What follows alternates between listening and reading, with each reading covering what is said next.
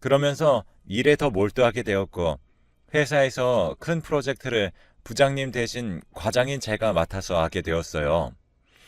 그러던 어느 날 부장님은 소개할 사람이 있다면서 식사 자리를 만드셨고 그 자리엔 경쟁 회사에서 일 잘한다고 소문이 자자한 과장이자 지금의 남편을 만나게 되었어요. 인사를 하고 부장님을 쳐다보니 말씀하셨어요. 우리 회사로 스카우트 되어서 프로젝트에 합류하게 되었어. 그래서 같이 식사나 하자고. 이날 이후 같이 일하며 야근도 하고 서로 고생해서 그런지 감정이 조금씩 생기기 시작했고 연애를 시작했어요. 서로가 늦은 나이였기 때문에 남편은 사귄 지 3개월밖에 되지 않았을 때 결혼하자고 했어요. 하지만 전 1년은 만나봐야 한다는 생각으로 1년 연애 후 40이 넘어서야 결혼을 하기로 했습니다. 남편과 저 모두 못할 줄 알았던 결혼을 한다니 양가 부모님들께서는 반대는커녕 너무 좋아했어요. 순조롭게 결혼하고 신혼여행을 가서 남편과 미래에 대해 얘기하게 되었고 둘 다 나이가 있으니 한시라도 젊을 때 아이를 갖자고 결심했죠. 그래서 신혼여행 때부터 노력하였습니다. 하지만 아이는 금방 생기지 않더라고요. 저와 남편 모두 노산인 것도 있겠지만 일한다는 핑계로 몸을 혹사시키고 규칙적이지 않았던 것도 이유가 되었죠. 매번 기대하고 실망을 하다 2, 3년 후 남편이 제게 그러더라고요. 여보, 매번 이렇게 힘들어하지 말고 우리 같이 병원에 가볼까? 전 그러자고 했어요. 남편은 병원 가는 길에 제 손을 꼭 잡아주며 여보, 당신보다 더 소중한 건 없어. 아기도 삼신 할매가 점지한다고 하잖아. 나는 아기 없어도 여보랑만 함께 한다면 괜찮아. 그러니 너무 걱정하지 마. 라고 하는 남편의 말에 저는 눈물을 흘렸어요. 병원에서 이것저것 검사를 하고 본격적으로 인공수정을 준비했어요. 너무 힘들더라고요. 회사를 그만둘까도 고민했어요. 하지만 쉽게 그만둘 수가 없더라고요. 지금의 내 상황도 너무 힘들지만 내 청춘이 담긴 회사 생활은 정말 치열하게 살았다, 열심히 살았다라는 훈장과도 같은 거였거든요. 남편도 그런 제 마음을 눈치챘는지 회사를 그만두는 건 어떠냐고 묻지도 않았어요. 오히려 너무 힘들면 인공수정을 그만하자고 하더군요. 아이는 부부가 같이 가지는 건데 저만 너무 힘든 것 같다면서요. 제 손을 꼭 잡아주며 자기는 괜찮다고 아이 없어도 괜찮으니까 너무 노력하지 않아도 된다고 하더라고요. 얘기를 듣는데 감정이 너무 복잡했어요. 남편 말대로 다 포기하고 싶은데 저에게 한없이 다정하고 배려 많은 남편의 아이도 가지고 싶었거든요. 울면서 남편에게 사실 나 몸도 마음도 너무 힘들어. 하지만 내가 포기가 안 되는 이유는 당신 닮은 아이, 그 아이에게 당신에게 받은 사랑, 배려 모두 알려주고 싶어. 사람들이 아이 키우는 게 쉽지 않다고 하지만 지금까지 내가 임신하려고 고생했던 날들을 떠올리면 항상 당신이 힘이 되어주고 든든했어. 그래서 포기가 안 돼. 남편은 제 얘기를 듣고 소리 없이 울더군요. 그리고 서로 말은 안 했지만 무언의 언어들이 오고 갔다고 해야 할까요? 이날 이후 저희 부모는 인공수정도 임신도 입 밖으로 꺼내지 않았고 그냥 여느 신혼부부처럼 일 끝나고 들어오면 같이 맥주 한 잔을 했고 쉬는 날엔 뒹굴뒹굴하며 지냈으니까요. 그런데 참 옛 어른들 말씀이 틀린 게 하나도 없더군요. 평소와 같은 날인데 평소와는 다른 컨디션, 너무 힘들고 축축 처지고 잠이 쏟아지더라고요. 그래서 전 감기가 오려나 감기약이나 미리 먹을까 하는 찰나에 친정엄마가 전화가 왔더라고요. 이런 얘기 물어봐서 미안한데 혹시 아직도 임신 노력 중이니? 그래서 전 아니라고 그냥 맘 편히 지내고 있는데 갑자기 왜 그러시냐고 그랬죠.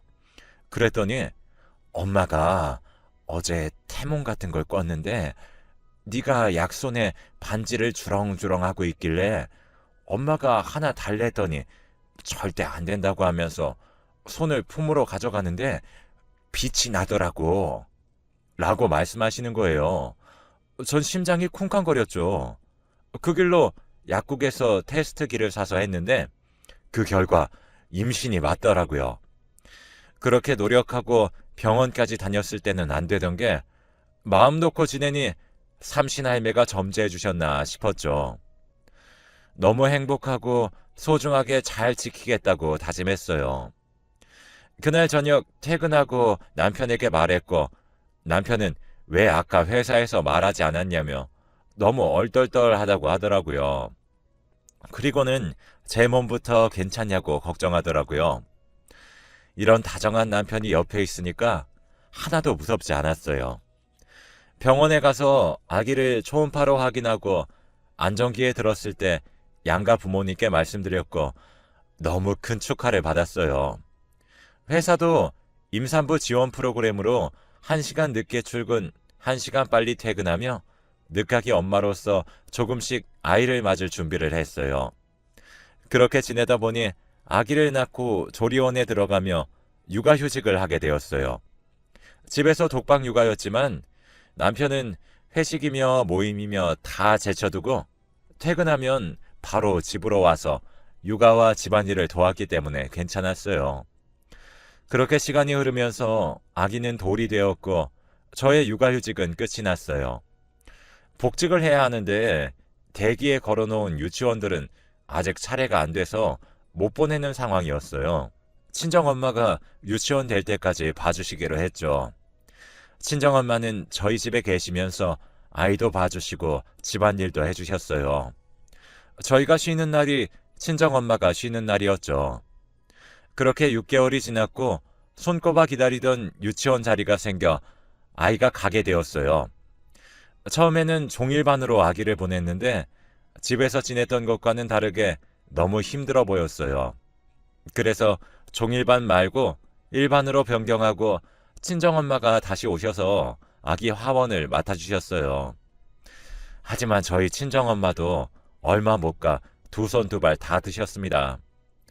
한창 즐기면서 사셔야 하는데 다시 육아에 집안일을 도와주시는 게 벅차셨던 거예요. 친정엄마께 너무 죄송하지만 아기를 볼 사람만 구할 때까지 기다려달라고 하고 구하는데 요즘 잘 안 구해지더라고요. 일을 그만둬야 하나 하는데 남편이 육아휴직을 하겠다고 하더라고요. 전 남편에게 괜찮겠어? 우리 회사는 안 그런다 하지만 그래도 회사에서 남자들이 육아휴직 한다고 하면 팀 내에서도 그렇고 회사에서도 별로 안 좋게 생각한다고 하잖아. 그랬더니 남편이 그래도 상관없어. 당신이랑 우리 아기 위해서 선택한 거고 복귀해서도 부당한 대우를 받게 되더라도 나는 당신이랑 우리 아기 생각하면서 버틸 거야. 그리고 이 선택 후회 안 해. 라고 말해 주었죠. 남편의 확고한 생각에 저는 동의할 수밖에 없었고 남편의 육아휴직은 시작되었어요. 저도 힘들어하시는 친정엄마보다 남편이 집에서 아이 등하원과 집안일을 하는 게 마음이 훨씬 편했고요. 제가 출근을 하면 아이가 하원할 때 남편이 영상통화를 걸어오곤 했죠. 아이와 놀고 있는 모습이라든지 함께 간식을 먹는 모습을 함께 보면서 행복했어요. 쉬는 날에는 같이 육아하고 집안일하고 참 행복했었어요. 하지만 언제부터인가 연락이 줄었더라고요. 처음엔 일주일이면 일주일 내내 영상통화를 했는데 일주일에 5번, 3번 이런 식으로 말이에요. 아이와 함께하면 정신이 없으니까 연락 못할 수도 있지 하며 이해했어요.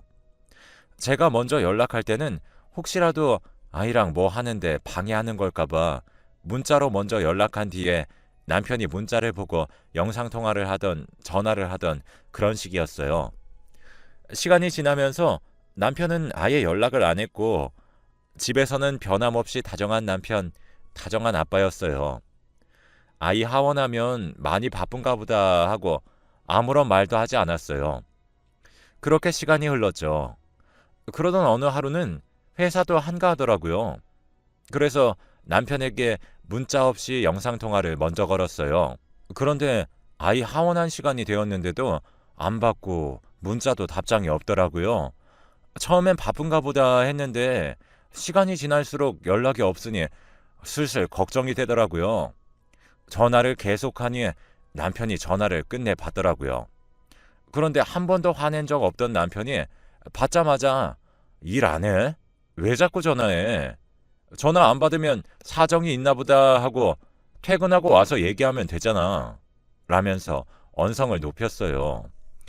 저는 당황해서 연락이 너무 안 되길래 아이랑 무슨 일 있나 싶어 걱정돼서 그랬다고 하니 화내서 미안하다며 퇴근하고 집에서 보자고 그러더라고요.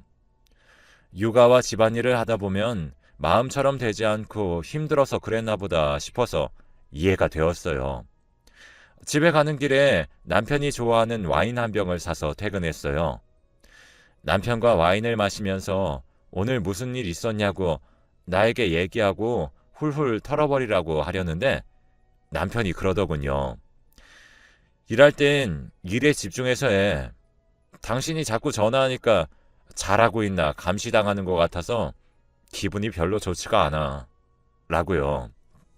갑자기 이런 얘기를 듣게 되니 당황스러웠어요.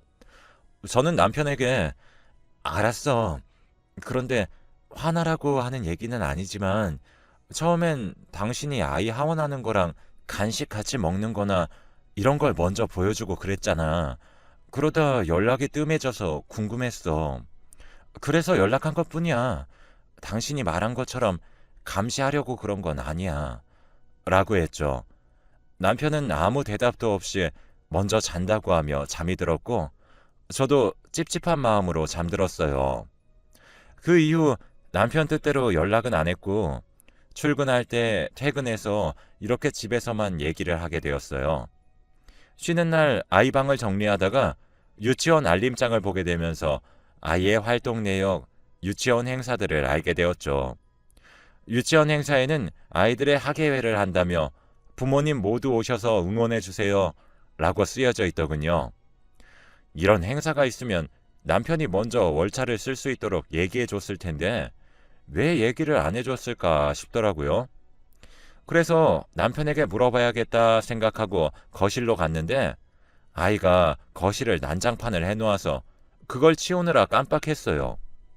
그리고 시간이 지나 저는 아이 알림장에 써져 있던 날짜에 반차를 쓰고 서프라이즈로 가서 놀래켜줘야지 하면서 아이 유치원으로 향했어요. 행사 시간은 다가오는데 길이 너무 막혔고 반차 말고 월차를 쓰고 그냥 같이 가길 그랬다고 후회하며 유치원에 도착했죠. 제가 도착했을 땐 행사가 거의 막바지였어요. 행사가 모두 끝나고 하나둘 엄마 아빠 손을 잡고 나오는 아이들 중 저희 아이는 한 손엔 남편, 한 손엔 유치원 선생님 손을 잡고 있더군요.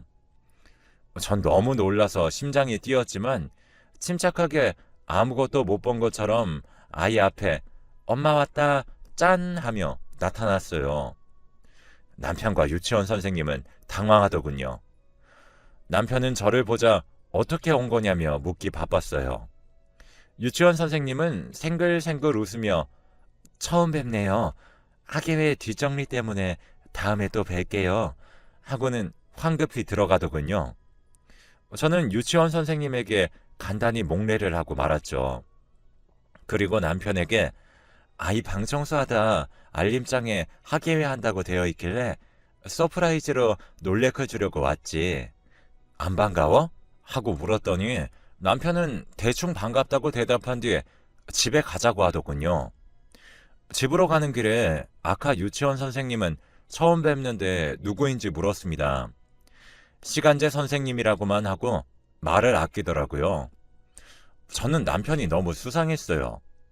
그래서 그 다음날 유치원 담임 선생님께 전화를 해서 물어봤어요. 어제 학예회 갔었는데 담임 선생님이 아니라 처음 본 선생님 손을 잡고 있던데 혹시 아이 담임 선생님이 바뀌었냐고요. 담임 선생님은 바뀌지 않았고 유아교육과를 다니는 대학생들이 실습으로 나와 있다고 하시면서 너무 신경 쓰지 않으셔도 된다고 하더군요. 말 그대로 실습생이기 때문에 담임 선생님을 도와주거나 등하원만 해주는 게 끝이라고 하면서요. 저는 알겠다고 하고 전화를 끊었는데 갑자기 기분이 쎄하더라고요. 그래서 그날 기다렸다 아이 하원 시간에 맞춰 남편에게 전화를 했어요. 하지만 역시나 받질 않더라고요. 그래서 받을 때까지 했어요. 그랬더니 남편이 성질을 내며 받더라고요. 전 마음을 다잡고 그냥 생각나서 아이 하원은 했어? 그랬더니 아, 이런 걸로 전화하지 말랬지 하며 전화를 끊어버리더군요. 화가 난 저는 남편에게 계속 전화했지만 받지 않았어요. 퇴근 후 집에 들어가 남편에게 그런 식으로 전화를 끊으면 어떻게 하냐, 무슨 일 있는 거냐 했더니 저번에도 말했듯이 감시하는 느낌이라 싫다는 거예요. 전 너무 화가 나서 내가 정말 급해서 당신한테 전화했는데 감시받는 느낌이라 전화 안 받아서 내가 잘못돼도 좋아? 라고 물으니 남편은 회사에 있는데 뭘 하더군요. 예전의 남편이 아니었어요. 저는 뭔가 잘못되었다는 느낌을 받았고 며칠 동안 남편을 지켜보고자 회사에 휴가를 냈어요. 휴가 낸 기간 동안 출근하는 척 친정집으로 갔고 아이 하원하는 시간엔 택시를 타고 아이의 유치원 근처로 갔어요. 하지만 별 특이사항은 없었고 그냥 하원시키고 아이와 장을 보고 집에 가는 그런 루틴이었어요. 제가 너무 예민했나 싶어서 남편에게 미안하더라고요. 휴가를 괜히 썼다 싶었는데 휴가 쓴 김에 친정엄마랑 시간도 좀 보내고 남편도 본인만의 시간을 갖게 해줘야겠다 생각했어요. 그리고 다음날 또 출근하는 척 친정집으로 가서 엄마와 쇼핑도 하고 맛있는 것도 먹었죠. 그러다 보니 하원 시간이 돼서 유치원으로 갔어요.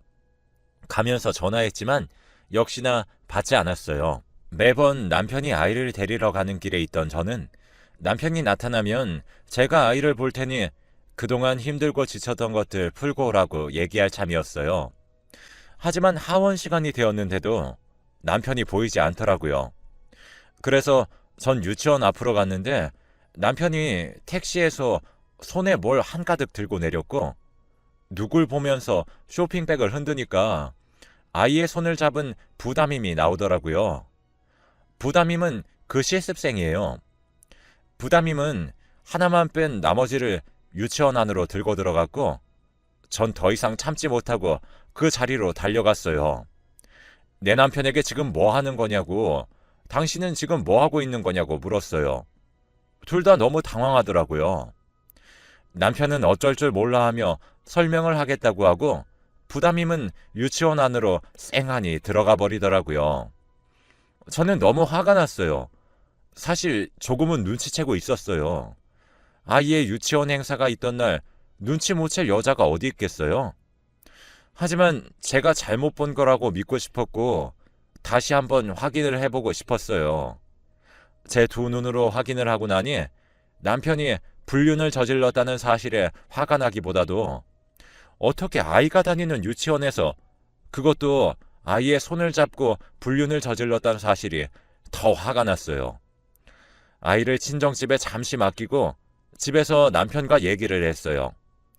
언제부터였는지 어떻게 아이의 유치원 선생님과 그렇게 된 건지부터 알고 싶었죠. 남편은 한동안 말이 없다가 결심한 듯 말을 하기 시작했어요.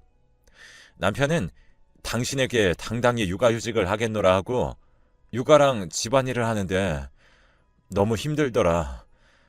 장모님이 계실 때 당신이 육아휴직 했을 때 내가 했던 일만 생각하고 충분히 해낼 수 있을 거라고 생각했었어. 하지만 막상 나 혼자 오롯이 육아와 집안일은 벅차더라고.